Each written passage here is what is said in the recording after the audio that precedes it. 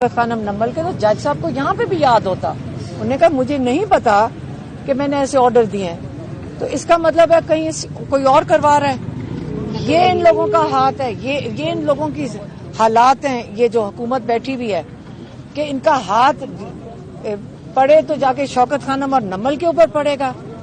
ये मैं आपको बता दूं, जज साहब ने आज ऑर्डर दे दिया है कि अकाउंट खुल जाएंगे ना।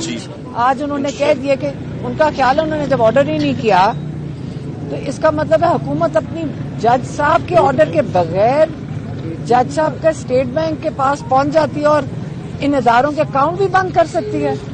आपको किसी को समझ आ रही है कि इस वक्त पाकिस्तान में हालात किधर जा रहे हैं? यहाँ पे जज साहब बेचारे नहीं ये काम करेंगे, बल्कि वो कह रहे थे किसी की ट्रीटमेंट भी हो रही है जज साहब के किसी रिलेटिव की, अजीज की।